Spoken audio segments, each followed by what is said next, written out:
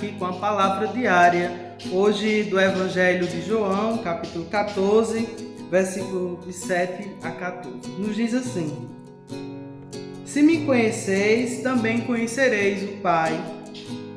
Desde agora o conheceis e o vistes. Filipe lhe disse: Senhor, mostra-nos o Pai, e isso nos basta. Diz-lhe Jesus: Há tanto tempo eu estou convosco, e tu não me conheces, Filipe? Quem me vê, vê o Pai. Como podes dizer, mostra-nos o Pai? Não creis que estou no Pai e o Pai está em mim? As palavras que eu vos digo, não as digo por mim mesmo, mas o Pai, que permanece em mim, realiza suas obras. Crede, eu estou no Pai e o Pai em mim. Crede-o, ao menos por causa dessas obras. Em verdade vos digo, quem crê em mim fará as obras que faço e fará até maiores do que elas. Porque vou para o Pai. E o que pedirdes em meu nome, eu farei, a fim de que o Pai seja glorificado no Filho. Se me pedirdes algo em meu nome, eu o farei. Palavra da salvação. Glória a vós, Senhor.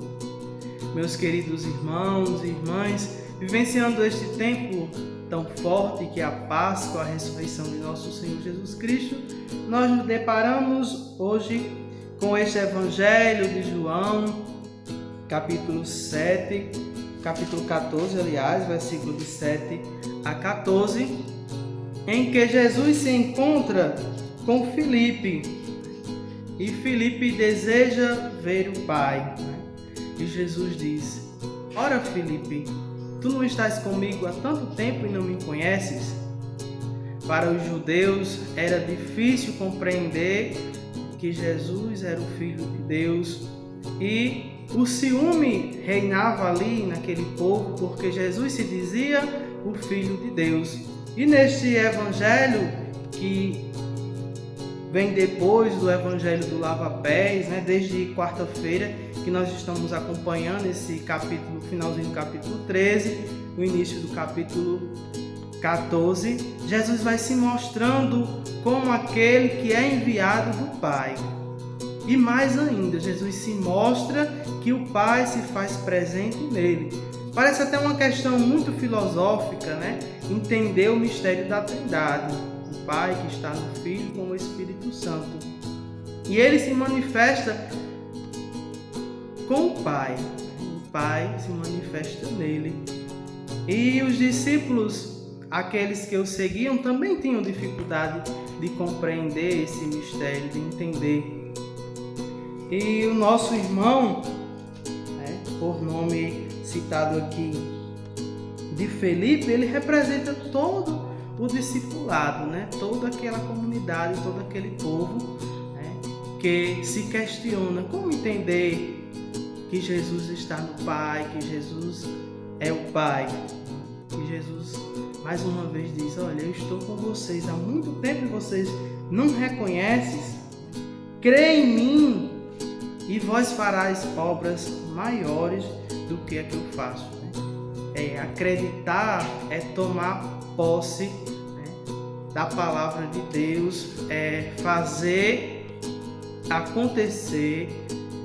A fé não é só palavra, não é só dizer eu creio em Jesus Cristo, mas é fazer essa fé em ação, transformar essa fé em ação, é mostrar que realmente você crê, transformar a palavra em ação.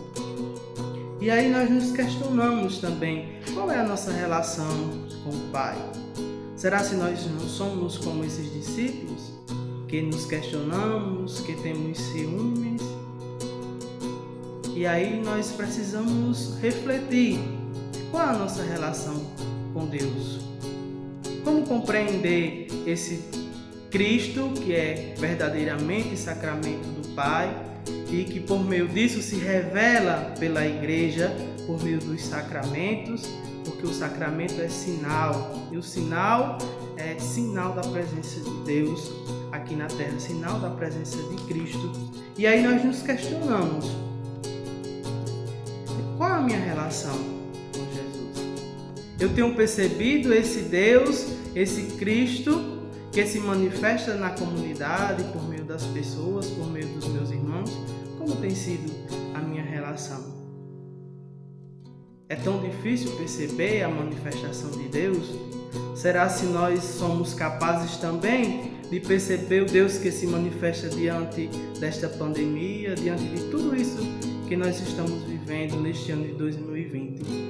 Parece algo difícil, parece algo que assombra todo mundo, que às vezes abala até a nossa fé, mas Deus também se manifesta por meio desses acontecimentos, né?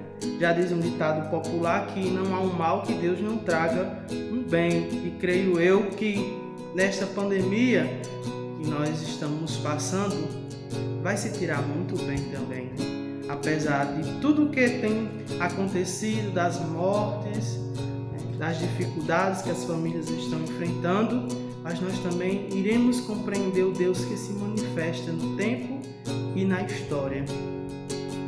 Enxergar este Deus que se manifesta também diante das coisas ruins para tirar coisas boas.